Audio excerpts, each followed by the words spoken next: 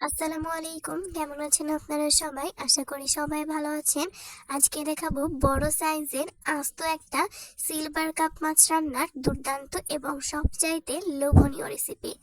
আশা করব আজকের এই রেসিপিটি আপনাদের সবারই খুব ভালো লাগবে। তো চলুন আজকের এই রেসিপিটি শুরু করা যাক। ভিডিওটি শুরু থেকে শেষ পর্যন্ত দেখার জন্য সবাইকে অনুরোধ করা হচ্ছে। আজকের রেসিপি তৈরি করার জন্য প্রথমে একটা কড়াইয়ে দিয়ে দিব তেল। তেলটা গরম হয়ে আসা পর্যন্ত অপেক্ষা করব। এখন দিয়ে দিচ্ছি লবণ। লবণ দিয়ে মিশিয়ে নিতে হবে। আর এদিকে আমি মাছগুলোকে হলুদের গুঁড়া, মরিচের গুঁড়া, লবণ দিয়ে মাখিয়ে রেখেছিলাম।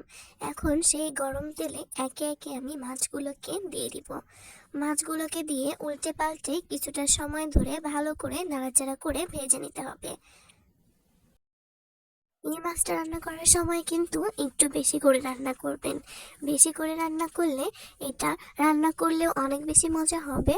আর এটা অনেক বেশি লোভনীয় হয় জন্যই কিন্তু এটা অনেক বেশি খেতে পছন্দ করে মানুষ। এইভাবে করে আমি একে একে সবগুলো মাছ বারে বারে দিয়ে উল্টে পাল্টে ভালো করে নাড়াচাড়া করে ভেজে তুলে নিব। এখানে আমি একটা সম্পূর্ণ বড় সাইজের মাছ রান্না করব।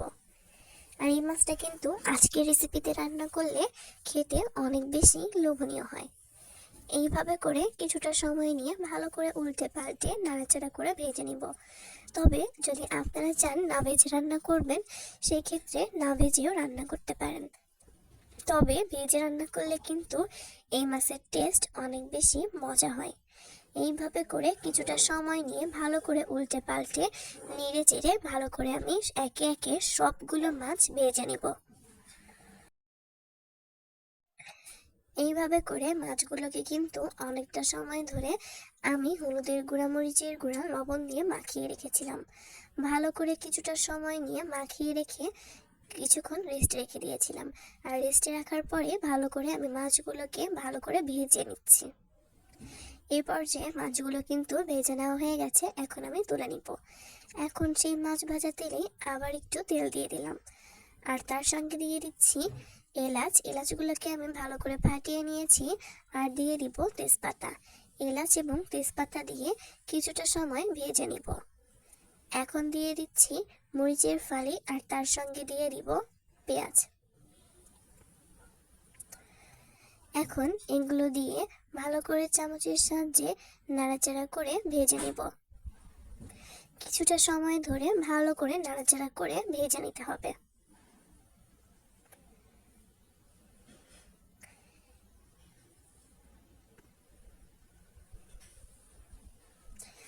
কিছুটা সময় নিয়ে ভালো করে এই মশলাগুলোকে ভেজে নেবেন।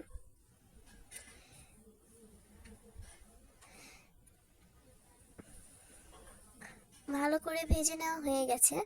এখন ভালো করে ভেজে নেওয়া হয়ে গেলে এখন এখানে দিয়ে দিব অল্প পরিমাণের অল্প পানি। পানি দিয়ে চামচের সাহায্যে নাড়াচাড়া করে মিশিয়ে নিব। এখন দিয়ে দিচ্ছি 2 কোয়া রসুন, জিরা এবং আদা বাটা একসঙ্গে আমি বেটে নিয়েছি। এখন মিশিয়ে নিয়ে এখন দিয়ে দিব স্বাদ মতো লবণ। তার সঙ্গে দিয়ে দিচ্ছি হলুদের গুঁড়া আর দিয়ে দিব মরিচের গুঁড়া। এই গুঁড়ো মশলাগুলো দিয়ে এখন চামচের সাহায্যে ভালো করে নাড়াচাড়া করে মিশিয়ে নিতে হবে। আর আজকের রেসিপিটা একটু ঝাল ঝাল রাখার কারণে এখানে কিন্তু কাঁচা মরিচ, মরিচের গুঁড়া দুটোই বেশি দিয়েছি। এখন চামচের সাহায্যে ভালো করে নাড়াচাড়া করে এই মশলাটাকে কিছুটা সময় নিয়ে কষিয়ে নিব। যত ভালো করে মশলাটাকে কষিয়ে নিতে পারবেন এই রেসিপির টেস্ট কিন্তু তত বেশি ভালো হবে। এখন আমি মাছের চোপড়া দিয়ে দিব আর দিয়ে দিচ্ছি মাথা। এইগুলো দিয়ে এখন এই মশলাটার সঙ্গে ভালো করে কষিয়ে নিব। ভালো করে কিছুটা সময় নিয়ে নাড়াচাড়া করে এই মশলাটার সঙ্গে কষিয়ে নিতে হবে। এখন দিয়ে দিলাম অল্প একটু পানি। পানি দিয়ে চামচের সাহায্যে ভালো করে নাড়াচাড়া করে মিশিয়ে নিব। এই রেসিপিটি একবার রান্না না করলে কিন্তু বিশ্বাসই করবেন না এই রেসিপিটা খেতে কত বেশি মজার হয়। এখন দিয়ে দিচ্ছি আগে থেকে ভেজে রাখা সেই সবগুলো মাছ।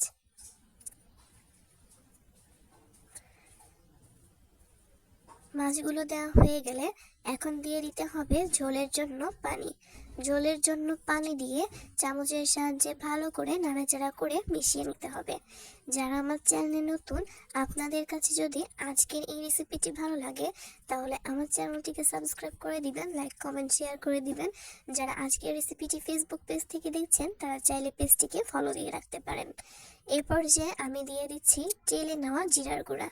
জিরার গুঁড়া দিয়ে এখন চামচের সাহায্যে ভালো করে নাড়াচাড়া করে মিশিয়ে নিতে হবে। মিশিয়ে নিয়ে এখন ঢাকনা দিয়ে ঢেকে কিছুটা সময় ধরে রান্না করে নিব। কিছুক্ষণ পর ঢাকনা তুলে এখন চামচের সাহায্যে নাড়াচাড়া করে দিতে হবে। আর দেখতেই পাচ্ছেন কালারটা কিন্তু অনেক বেশি সুন্দর দেখাচ্ছে। শুধু সুন্দরই না, এই রেসিপির টেস্ট কিন্তু অনেক বেশি মজার হয়। কিছুক্ষণ পর ঢাকনা তুলে চামচের সাহায্যে নাড়াচাড়া করে দিব। রান্নাটা কিন্তু প্রায় শেষ পর্যায়ে, আর কিছুক্ষণ রান্না করেই নামিয়ে নিতে হবে। আর এই তো দেখতে পাচ্ছেন আজকের এই রেসিপিটি কেমন হয়েছে। আপনাদের কাছে কেমন লেগেছে অবশ্যই জানাবেন। এই রেসিপির টেস্ট কিন্তু অনেক বেশি মজার, তাই একবার হলেও আপনারা এই রেসিপিটি বাড়িতে বানিয়ে দেখবেন। নতুন কোনো ভিডিওতে খুব শীঘ্রই নতুন কোনো রেসিপি নিয়ে আপনাদের সামনে হাজির হব। সেই পর্যন্ত সময় ভালো থাকবেন, সুস্থ থাকবেন। সবার সুস্থতা কামনা করছি। বিদায় জানাচ্ছি। আল্লাহ হাফেজ।